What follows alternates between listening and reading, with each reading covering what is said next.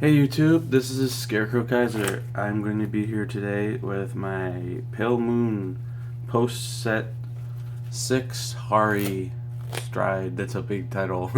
Basically my Harri deck, so I'll get started. So obviously it's a Harri deck, so we're playing 4 Harri. Um, like I've said before, he's a very cool card. Um, he does exactly what I think he should. He's GB2 is even very good. I like the card. Um, but you don't ride him, the deck is not very much better off. Like, if you're not riding him, you're probably not going to win, to be honest. But, so, that said, even though, for my secondary grade 3, just in case I don't ride him up until I can get one, I like to play 2 Queen Beast Tamer. At least when you ride her, you get to choose any card in your deck and put in the soul. She has a limit break, which is not fantastic, but you're really not ever going to need to use it. You're going to be still striding because the deck's still designed to stride. But if you can't ride Harri, she's probably the next best thing to set up until you get the Harri. So, and then my last grade 3 is I play 2 Flying Manticore. This thing is a terrible ride. You don't really want to ride it, even if you can use them to look for a Harri, because you can look for something that has Magia. It's still not a very good card to ride. It makes a pretty decent rear guard when you can call out the soul, pump it up, and it has the on hit effect. But yeah. So for the grade 2s, moving on to now, we have 4 Flying Paradin. This card is extremely crucial in the deck. It's definitely what you want to ride turn 2 to make sure it gets in the soul. The games where you don't have this card in the soul, it's that much harder to make the deck run well. Once you have this card, even just this card, usually you're set. It's a very good card. It practically doesn't even have a cost. It's a very good card. I also play 2 Juggler. Juggler is kind of like, I like the card, and then there's things I don't like about the card. He's kind of like a backup to the Paradin, sort of. If I can't ride Paradin turn 2, he's also pretty cool to ride because he's almost as good. The downside to him isn't even so much his counterblast, it's his soul blast. You really early game can't afford to do soul blast, so having to use him early game, you'd have to soul blast something you'd probably want to keep in the soul. But he's still pretty good. He helps set up some plays. Sometimes he can be more optimal because you can call something anywhere instead of just behind him. Sometimes the 2k power distributed matters, but he's pretty cool. Then we have 2 Dreaming Pegasus. I like this card to give me options and to help deck thin and get to more triggers and build the soul. I don't use it a lot, that's why there's only 2 of it, but I do like it for its utility. And then for the last grade 2, we play 3 Darkside Princess. This card is very cool. It hits very hard, moves to the soul. The fact that it moves the soul right after its attack is actually pretty cool. It's helpful for the Masquerade Harri plays and stuff. Very much like this card. Alright, on to grade 1s. Slide these out of the way finally. We have our 4 Mirror Master, our damage and flipping perfect guards. You could play the Hoop Master or whatever her name is, but this deck counterblast a lot, so I feel like you need the damage and flipper. We have our 4 Masquerade Bunny, our Stride Assistant, and looks for Harri, because if we can't ride Harri, we're in pretty bad shape. And then we have our 4 Cutie Paratrooper. Very good card. What you'd want to ride turn 1. If you can get her in soul, she comes out and then brings something else out and gives that thing +5. She's a very fantastic card. Very, very good. That's why I play 4 of her. And our last grade 1 is 2 Sweet Clowns.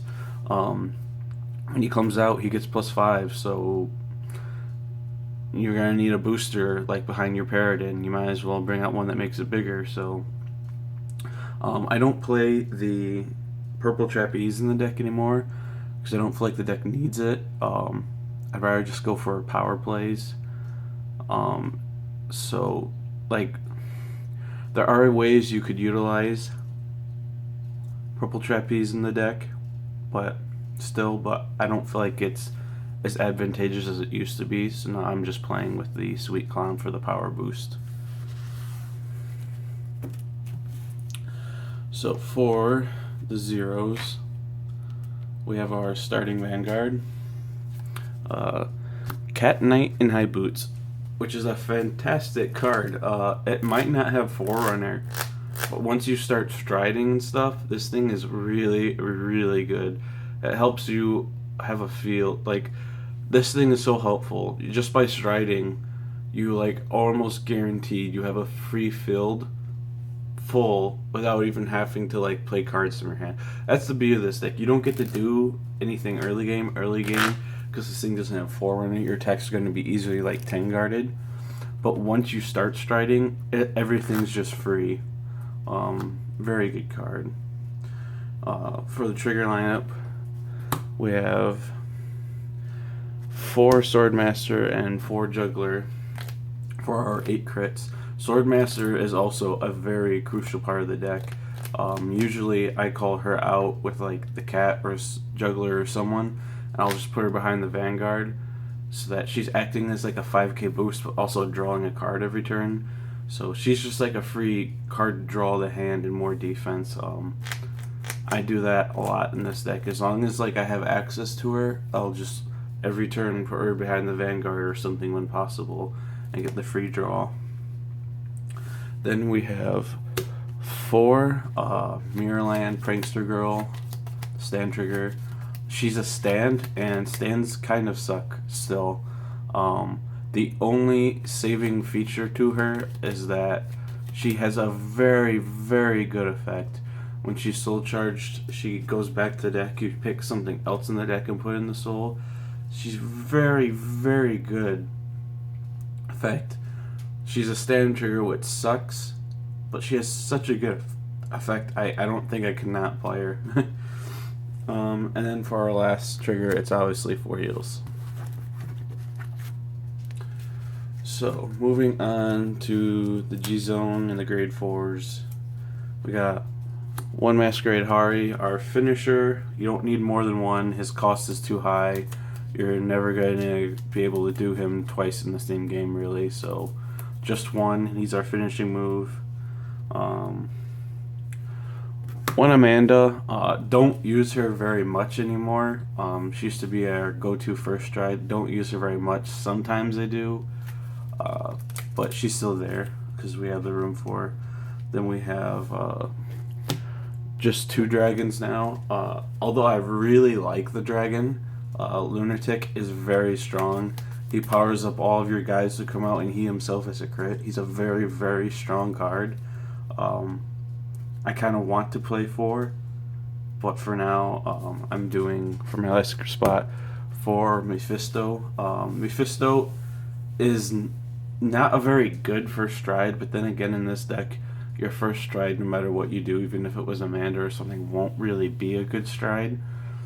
Because the first time you bring him out, you probably won't get to, you're not going to get the benefit of being able to call something that you ever really matters. His call effect is almost pointless being there. Mostly he's there for the power boost, and the first boost he gives kind of sucks. It's only like 2k to each column. But when you bring him out the second time, every column's getting +6, and that's a lot.